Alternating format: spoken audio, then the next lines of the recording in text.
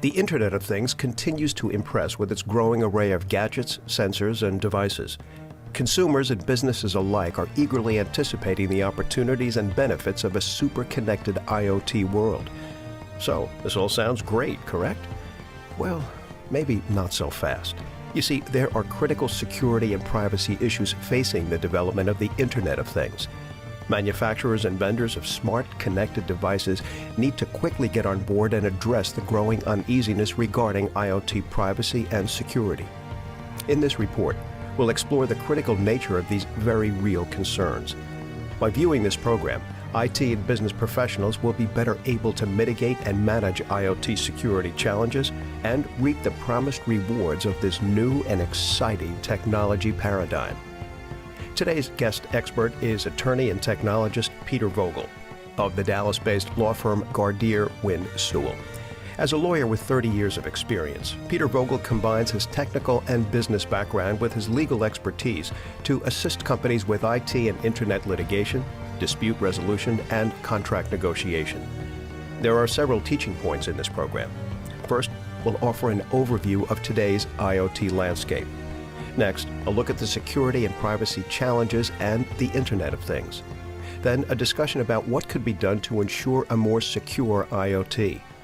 We'll then conclude with a look at the future and advice on how organizations should prepare themselves for the Internet of Things. Now, let's begin our report. The predictions for IoT market expansion are staggering. For example, the IT analysts at Gartner are forecasting that globally there will be 20.8 billion connected things by 2020. In addition, Gartner anticipates that IoT technology will be in 95% of electronics for new product designs, and the total spending on endpoints and services will reach almost $2 trillion. But above all the IoT hype, we hear a clear and urgent warning about the inherent security and privacy risks linked to the Internet of Things. With companies beginning to make strategic investments in IoT, it's time to ask the question, is there enough being done to improve IoT security and to ensure that data and networks will remain secure?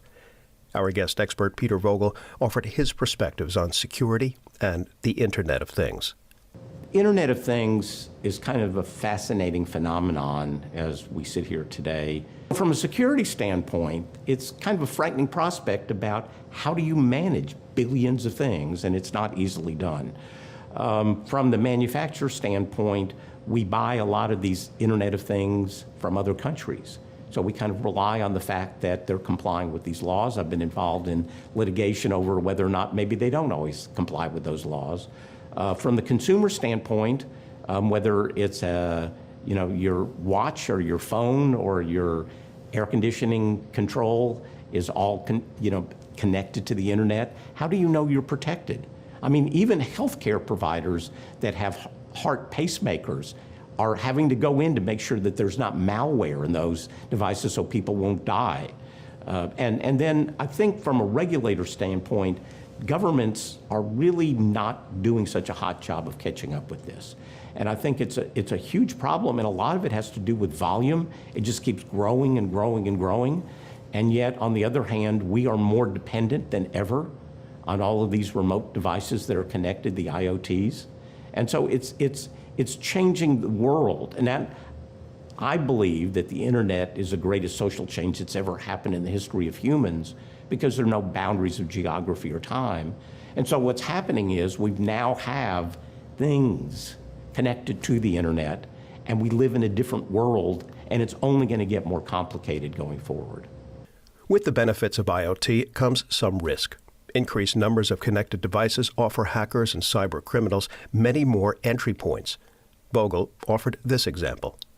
Nobody really knows how secure, but I'll give you an example. In January 2017, the Federal Trade Commission sued D-Link, a Korean manufacturer of devices, including routers and baby cams, claiming that there was no security at all. You go out to their website, and they recite the fact that they comply with many, many international standards. The FTC said they've conducted tests. They're not complying with any of them. So we have this kind of facade, I think, of manufacturers who make statements about products, and we as consumers have no way to validate that. So it's a very frightening prospect, but yet because it's so important and it is so critical that we try and protect individual privacy, I think we're going to see a lot more push from state and federal governments around the world to make sure that there is better security to protect these devices.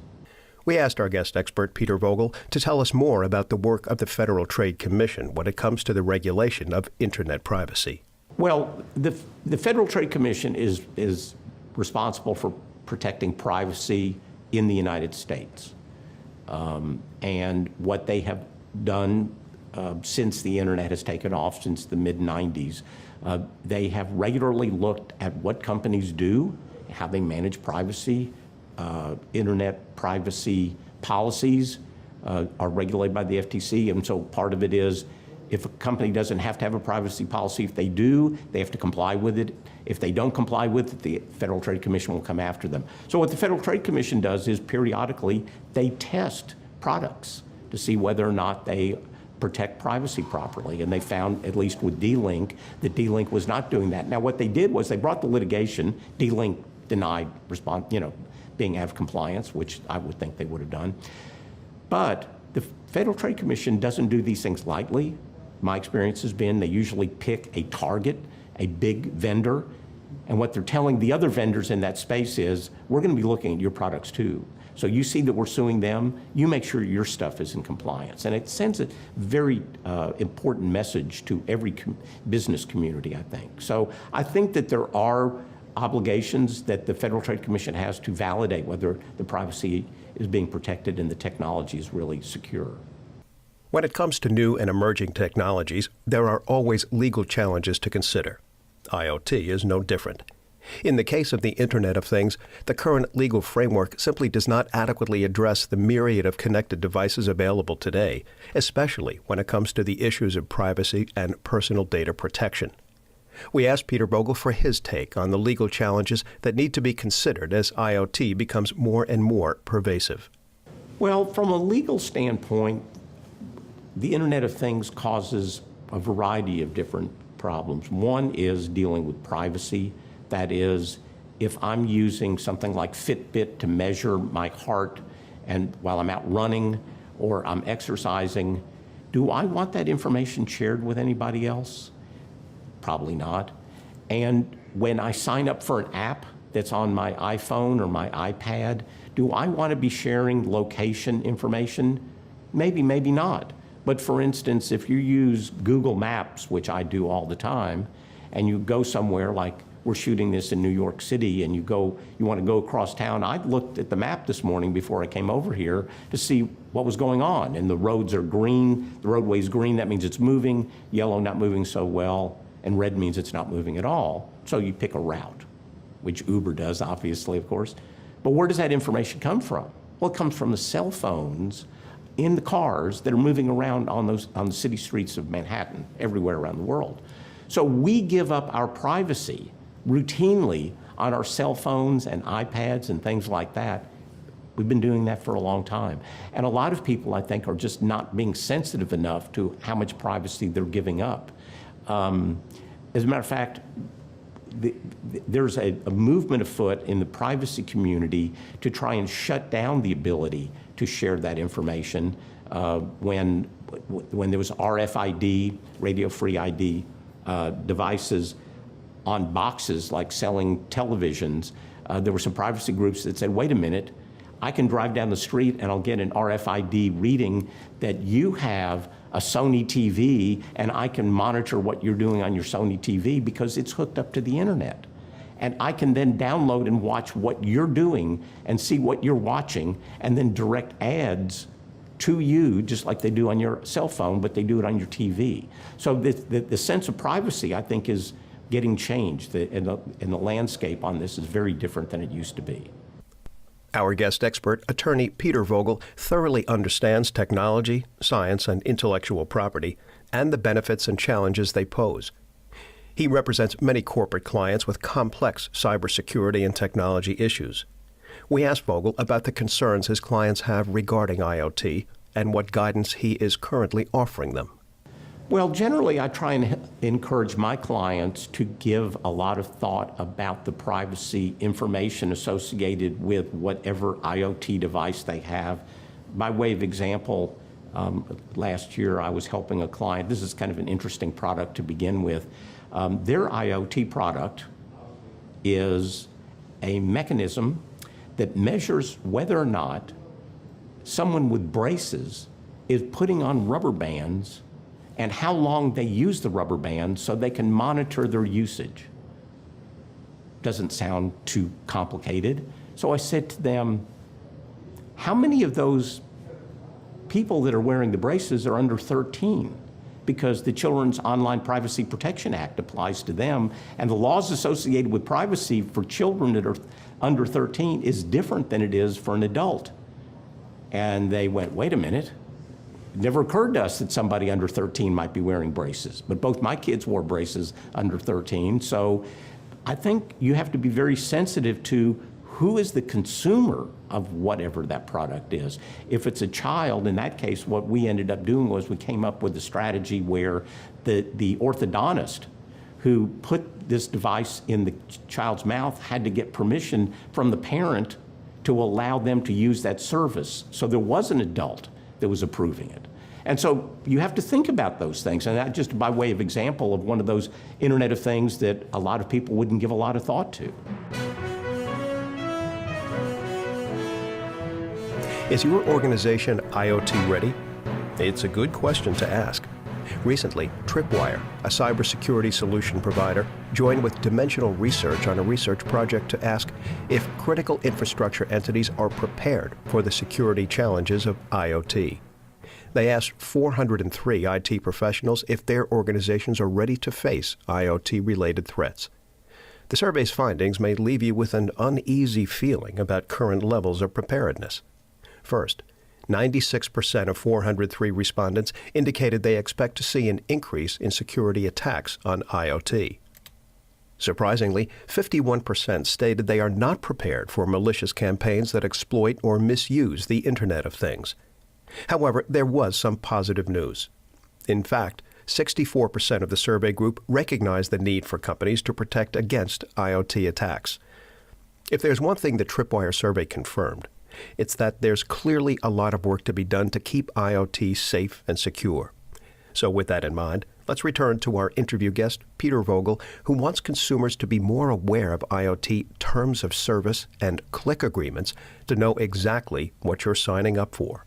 Many of the IoT devices that we're talking about today are somehow or other connected to apps on our cell devices or on our tablets. Like if I want to remotely control my air conditioning or my alarm system at my home, if I want to check on what's going on if someone's outside my house or whatever it may be. Well, when I signed up with the click agreement to use that service, what did I agree to? And I think the big problem is for consumers is nobody reads terms of service or click agreements, and yet they're binding. The courts all over the world accept terms of service and click agreements to be contracts. And one of the reasons for that is the courts figured out a long time ago, it's really important that everybody have an expectation about what the contract is. And so the general rule is this: if there is a good or service that is sold on the internet, it applies to the app you download from iTunes or whatever, you need to have a click agreement. So that speed bump says, do you agree to this? And if you specifically agree, you're stuck with those terms. And I think few people pay any attention. I've gone around the country over the years as I give speeches and have taken a show of hands. And I would say maybe 1% of the population reads terms of service, and probably less than that click agreements. So nobody pays attention.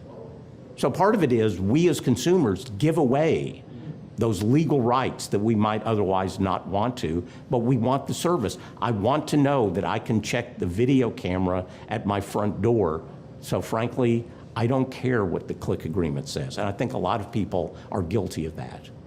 As the Internet of Things grows and becomes more pervasive, it will create more opportunities for hackers and cyber criminals to do their work.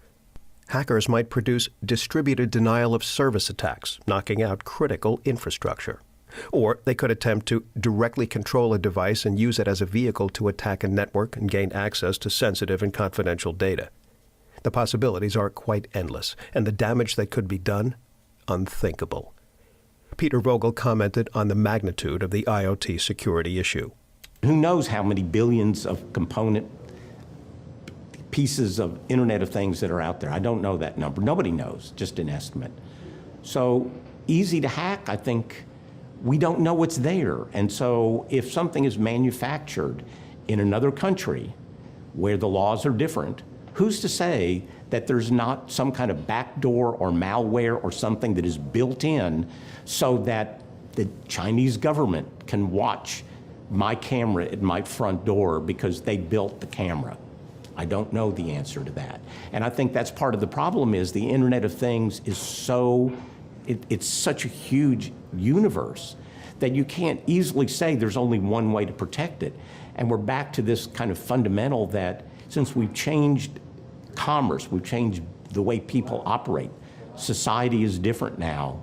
The use of the Internet of Things is a phenomenon that is evolving, and I think governments are paying more attention to this. We may see more laws to deal with this in the future, but if there are 200 billion things by the year 2020, how is a government going to regulate or control it? It's very difficult. So what are the biggest obstacles when it comes to securing the Internet of Things? And what about the role of the manufacturers and distributors of IoT technology and devices as far as improving security? Vogel offers his point of view. Protecting the privacy is important, and my clients that are in the business of manufacturing and distributing Internet of Things pay a lot of attention to trying to protect people. But when we give the app on the cell device or the tablet, and we give them the ability to pick our location, we are allowing that information to be shared. There's GPS devices in our cells, in our tablets. We share that information widely. And so part of it is we can't control what an individual consumer is going to do because they want the convenience of the fact that the Weather Channel app will tell them what the weather is on their device when they're standing in downtown New York City without them having to say, I'm in New York City. And people like the convenience of that, and they've gotten spoiled by it. So I think that the fact that it's going to be growing to maybe 200 billion things means it's probably out of control and it can't be managed properly. So that puts a different burden on manufacturers to say, what can I do to try and protect my customers as best I can? And part of it has got to be, what options do you want to select? Do I want to give up that privacy to allow myself the opportunity to monitor the camera at my front door and back door? That's my choice, I think, as a consumer. So I think a lot of this may be more directed at consumers. What do they want? Now, as I pointed out earlier, that's not so simple. I saw a report recently that one of the major labs that makes pacemakers was very concerned that there's malware in their pacemakers. So they're going about doing new tests to validate that there is not. Well, I think it's incumbent upon businesses who manufacture and distribute Internet of Things to validate that they don't have those kinds of problems, because if there are devices to help keep people alive, about the last thing we want is for those devices to actually kill people. Countries outside the U.S., the European Union, for example, have far more stringent privacy regulations. We ask Vogel where they sit as far as the IoT privacy and security are concerned. Well, the EU 1995 Data Directive is going to be replaced for privacy laws in May of 2018 with something called the GDPR, General Data Protection Regulation. Under the new law, residents of the EU have different kind of protection than they do in other countries around the world. But in the new law, which is, it hadn't gone into effect yet, but a lot of companies are getting ready for it right now, that law applies to privacy no matter where that individual is. They don't have to be residing in the EU. Under the old law, they had to be within the geography of the EU. Now a resident can be anywhere in the world, and whoever is conducting business with that individual is obligated to comply with GDPR. So I think it's incumbent upon businesses to spend the time to understand where's their customer base And what do they need to do to be in compliance and protect the data of individuals from the EU? Now, there are other countries with other privacy laws, but part of the problem with all this is that in the EU and under their law, the 95 Data Directive and GDPR, the individuals in the EU can access a computer that has data on them, review it, change it if they don't like it. Well, that's real complicated when you have 20 or 200 billion things that may have that data. I think the practical effect of it is very difficult to monitor, but it is incumbent upon businesses to understand where those customers are. If they are residents of the EU, there's going to be a new duty to protect their data under this new law, and they can be fined if they don't comply with it. Millions of euros or a percentage of their gross revenue. So I think it's important to understand how the new GDPR affects not just the Internet of Things, but just generally privacy for their businesses. There are dozens of companies such as Texas Instruments and Qualcomm manufacturing IoT gadgets, sensors, and devices. In addition, many of the world's most well-known technology giants, like GE and British manufacturing firm Rolls-Royce, have invested heavily in IoT. Corporate attorneys and legal departments are already beginning to deal with IoT issues. Are legal departments prepared for those inevitable IoT legal entanglements that will come knocking at the door? Vogel offered these thoughts. Well, it strikes me that lawyers and the legal community in general needs to be mindfully aware of the fact that we have clients that rely on the internet, not just the Internet of Things, but rely on the internet because every business, I can't think of a business offhand that does not rely on the internet somehow or other. So as we as lawyers have clients that are relying on the internet, we need to be aware of all the legal issues associated with how they conduct their business. The Internet of Things is growing at such an enormous clip, and it affects so many people around the world. It's critical, but there are an awful lot of things that are going on that lawyers need to be more well aware of. They need to understand technology.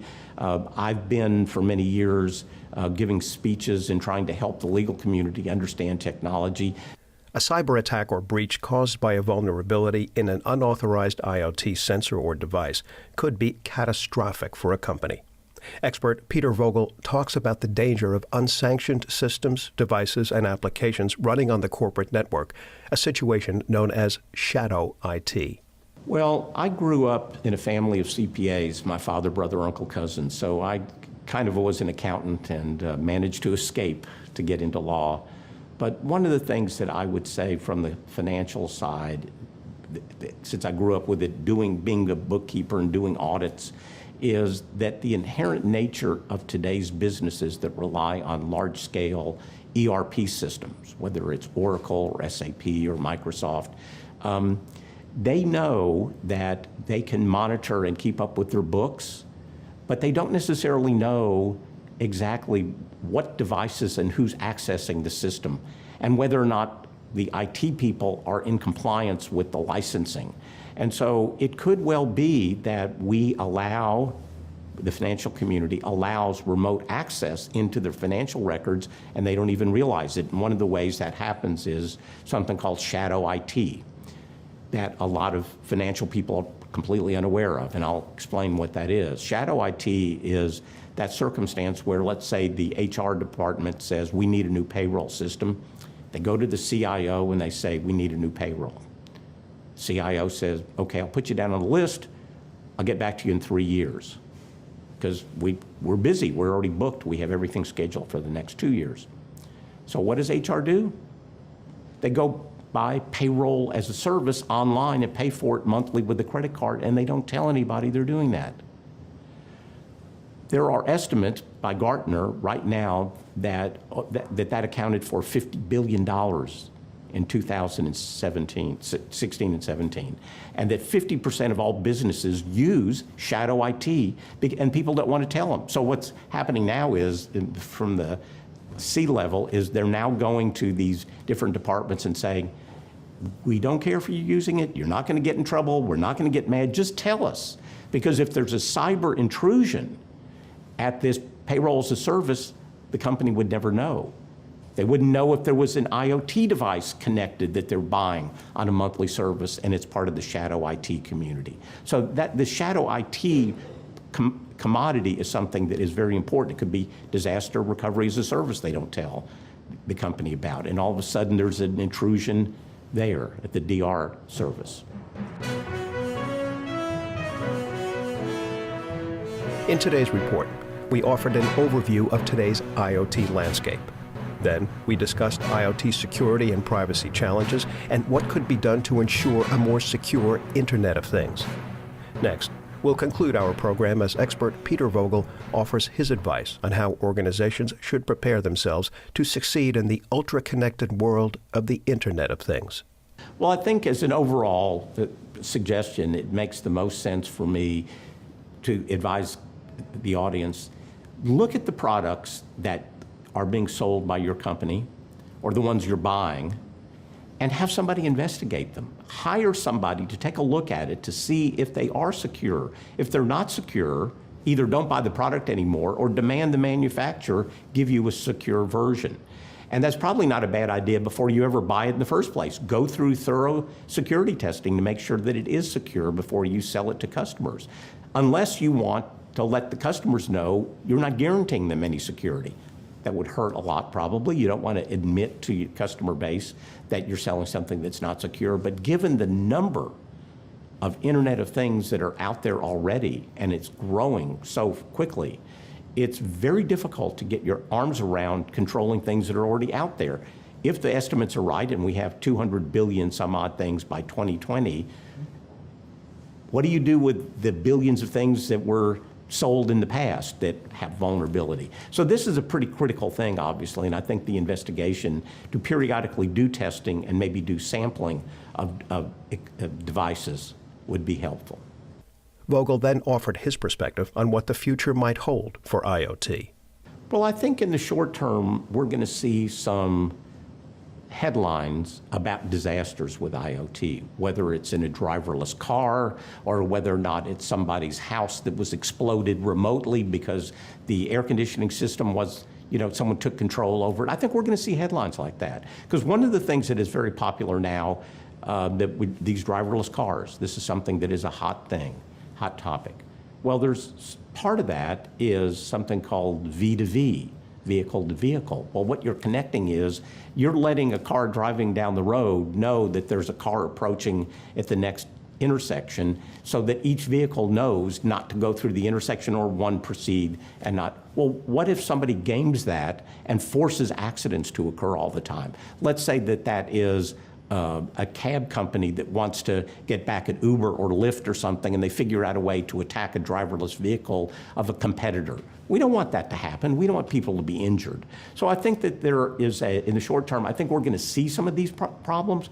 As a matter of fact, I think about a year and a half ago, there was a demonstration where somebody took control over a Jeep that was driving down the road by remote control. And I think that the driverless vehicles is going to be, because of the notoriety associated with it, I think it's going to be one of those hot topics that we're going to see on the front page.